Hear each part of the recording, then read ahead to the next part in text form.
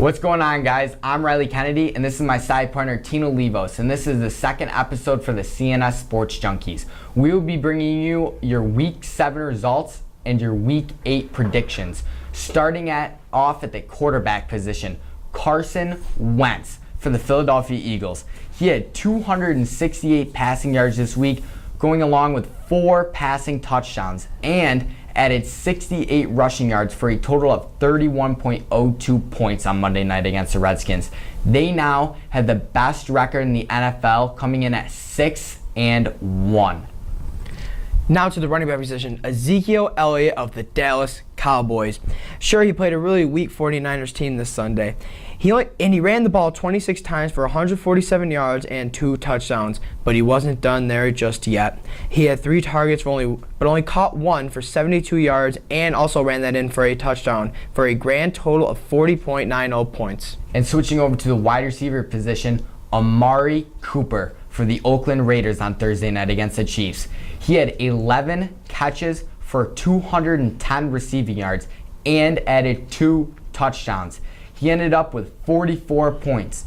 44 points is the most by a wide receiver this season. Now to the tight end position, O.J. Howard of the Tampa Bay Buccaneers. He had his best game this season so far. He caught all 6 of his targets against a tough Buffalo Bills team. On 6 catches, O.J. had 98 receiving yards and 2 touchdowns for a grand total of 27.80 points. Great job by the rookie.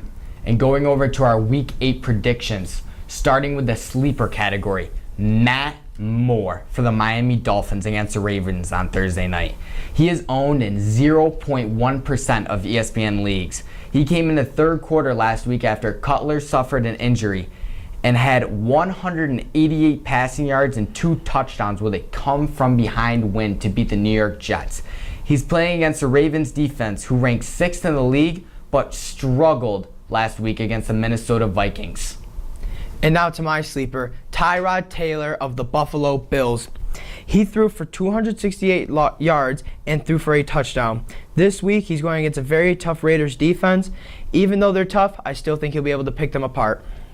And going over to the bust category, Jordan Reed for the Washington Redskins. He had 26.4 fantasy points against the Eagles last week, but before last week, he was just averaging 8 points for the entire season. He's going against the Dallas Cowboys this week, who is in the middle of the pack on defense and are 3-3 looking for a win. Jordan Reed will not back up his monster performance of the past week and will be a bust this week. My bust this week is the quarterback from the Carolina Panthers, Cam Newton. He's going against a very tough Tampa Bay defense, and he threw 2 interceptions against a very weak Bears defense. He's only thrown 9 touchdowns all season compared to his 10 interceptions all season. I don't see him doing very well this week against a tough Tampa Bay defense. And going to the stardom category, Zach Ertz, the number 1 tight end in the league for the Philadelphia Eagles. We all know he's number 1 in the league, coming in at 16.6 points per game.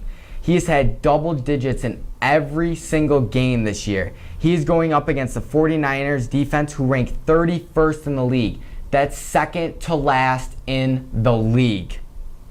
This week it's simple. You have to start Carson Wentz. He's a must start. I mean, look, he's playing against a trash 49ers defense. Last week he threw for 268 yards and 4 touchdowns against the Redskins. If he can tear the Redskins apart, he can definitely tear those 49ers apart.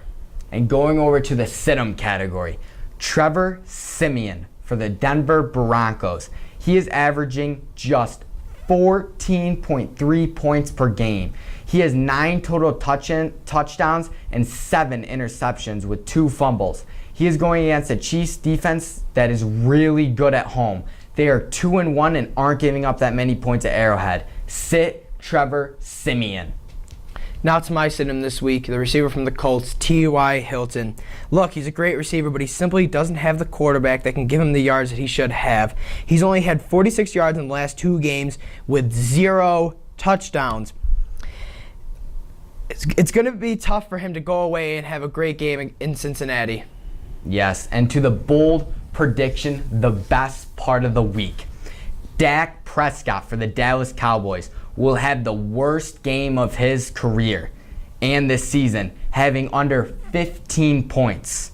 His worst game this year was against Denver, where he had 16 points. He will have 2 or more interceptions and just under 200 passing yards against the Redskins, who rank 18th in the league.